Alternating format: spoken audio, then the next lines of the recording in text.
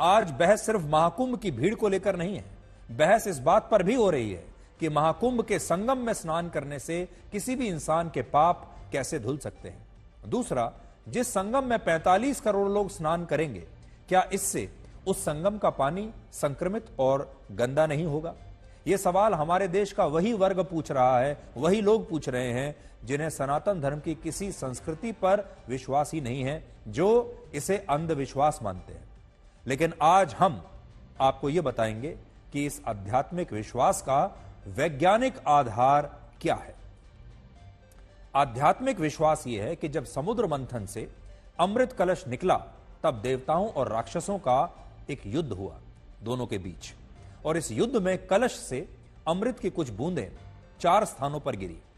हरिद्वार, प्रयाग, नासिक और उज्जैन, यहां पर अमृत की बूंदें गिरी और यह स्थान उसी क्षण से पवित्र हो गए।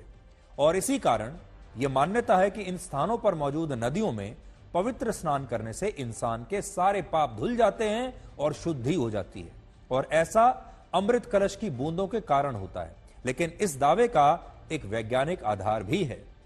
144 वर्षों में एक बार होने वाले महाकुंभ का आयोजन सिर्फ प्रयागराज में होता है, और इसका कारण यह है कि प्रयागराज को त्रिवेणी का वैभव प्राप्त है। त्रिवेणी का मतलब है गंगा, यमुना और सरस्वती नदी का एक अनोखा संगम।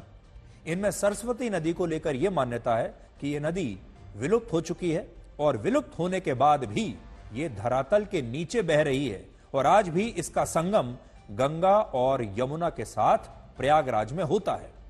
यमुना नदी गंगा की सहायक नदी है, और गंगा नदी के जल को पूरी दुनिया के वैज्ञानिक चमत्कारिक जल पहले ही मान चुके हैं।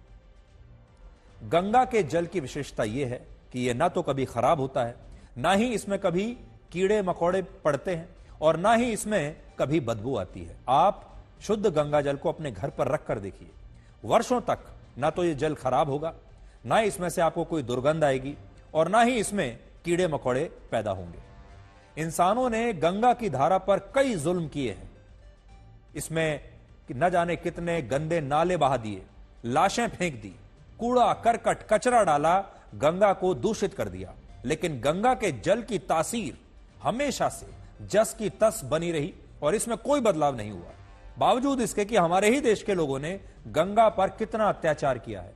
और इसका कारण यह है कि गंगा का पानी सदैव अविरल और स्वच्छ रहता है।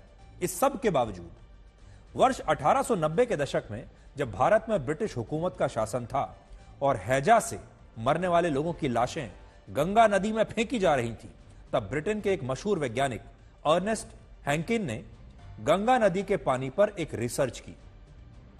इस रिसर्च में यह पता चला कि गंगा नदी में हैजा से मारे गए लोगों की लाशें फेंकने के बाद भी इसका पानी ना तो संक्रमित हुआ और ना ही गंदा हुआ, और लोग इस पानी को तब भी उतनी ही आसानी से पी सकते थे। ऐसा इसलिए हुआ क्योंकि गंगा के पानी में ऐसे वायरस हैं जो बैक्टीरिया में प्रवेश करके उन्हें नष्ट कर सकते हैं, और यही निंजा वायरस गंगा जल की शुद्धता को बनाए रखते हैं, और इसमें स्नान करने को वैज्ञानिक आधार पर भी पवित्र माना जाता है। आज भी गंगा जल की शुद्धता पर शक करने वाले लोगों को यह बात पता नहीं होगी कि तीसरे मुगल बादशाह अकबर सिर्फ गंगा जल ही पिया करते थे। हो सकता है उन्हें बाकी किसी वैज्ञानिक पर विश्वास ना हो, लेकिन शायद इस बात पर विश्वास हो जाएगा क्योंकि अकबर भी गंगा जल ही पिया करते थे, और इसका जिक्र आईने अकबरी नाम की पुस्तक में है। और आईने अकबरी जो पुस्तक है उसके पेज नंबर 55 पर क्या लिखा है, मैं आपको वो पढ़कर सुनाता हूं। आज मैं उस पुस्तक का एक अंश अपने पास साथ लेकर आया हूं। उसमें लिखा है, महामहिम अकबर गंगा नदी के पानी को अमरता का पानी कहते थे, यानी इस पानी को जो पिएगा वो अमर हो जाएगा। वो कहीं भी रहें गंगा का पानी ही पीते थे। उन्होंने अपने कुछ भरोसेमंद लोगों को गंगा के किनारे तैनात किया हुआ है, जो गंगा के पानी को घड़े में सुरक्षित तरीके से बादशाह तक भेजते हैं। जब महामहिम अकबर की अदालत राजधानी आगरा और फतेहपुर सीकरी में लगी थी, तब पानी सोरों नाम की जगह से आया था, लेकिन अब जब महामहिम पंजाब में है, तब यह पानी हरिद्वार से लाया जाता है। खाना बनाने के लिए बारिश के पानी के साथ यमुना और चिनाब नदी के पानी का उपयोग किया जाता है, और इस पानी में भी थोड़ा सा गंगा जल मिलाया जाता है और अकबर गंगा नदी का पानी ही पीना पसंद करते हैं। ये आईने अकबरी में बादशाह अकबर के बारे में लिखा है।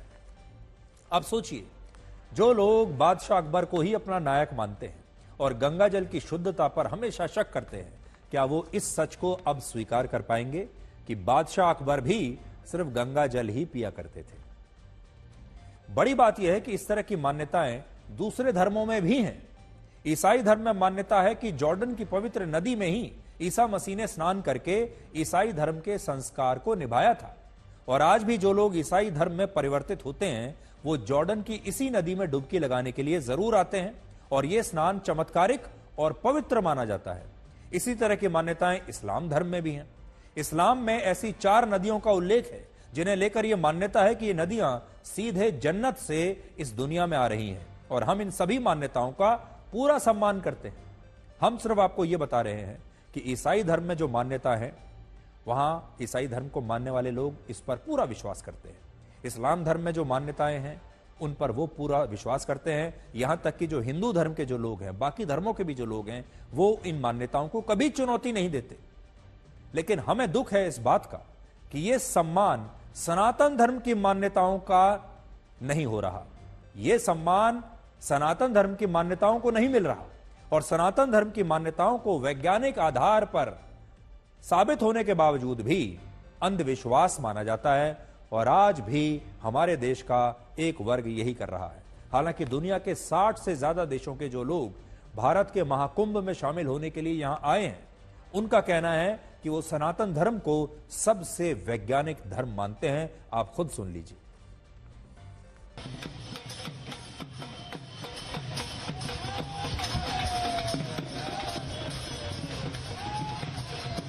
With the purpose of preaching Sanatana Dharma, we want to share with people this knowledge. We brought Bhagavad Gita, Prema Vivarta, Brahmara Gita, many spiritual books, these Paramahamsa Samhitas.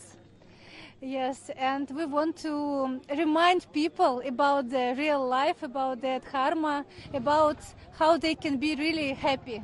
I'm very excited because it's such a huge opportunity to take part in this Kumbh Mela because it's very special and many people are coming. And we brought something for them as well, like our books. We're staying in Vrindavan, we have temple there. So that's why we came. We want to share these books, this knowledge, this Sanatana Dharma. Mahakumbh में कई महान संत और लोगों के जमावड़े से यहाँ अब ऊर्जा का खूब संचार हो रहा है। लोग संतों से मिलने के लिए उत्साहित हैं। मैं यहाँ स्वयं टोक्यो से आई हूँ। It is very special for me. आप सभी भारतीयों के साथ यहाँ रहना मेरे लिए बहुत विशेष है। मैं बहुत आभारी हूँ। यहाँ गुप्त बिंदु पर गुप्त नदी में गोता लगाने और इन पलों के आनंद को पूरा करने का अवसर पाकर बहुत तृप्त महसूस कर रही हूँ। इसके लिए बहुत बहुत धन्यवाद। And I'm fulfilled with bliss in this moment. On the trip 1 year ago. हमने 1 साल पहले यात्रा की योजना बनाई थी और आखिरकार ये अब हो गई है। हम बहुत यात्राएं करते हैं और दुनिया भर में हर कोई कुंभ मेले के बारे में जानता है, खास तौर पर इसलिए क्योंकि ये 144 साल में सबसे बड़ा है। 44 years.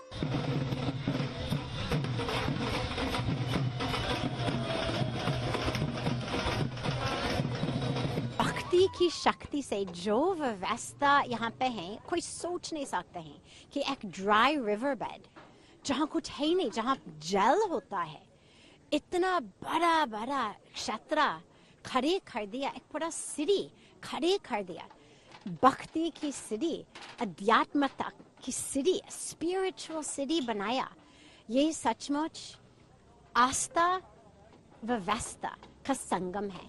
केवल अपनी माँ गंगा, यमुना, सरस्वती का संगम नहीं, ये सचमुच एक आस्था और व्यवस्था का संगम भी है। तो हम सभी लोग और मैं खुद को भी, स्वयं को भी इतनी भाग्यशाली मानती हूँ कि यहाँ आने का अवसर मिला है।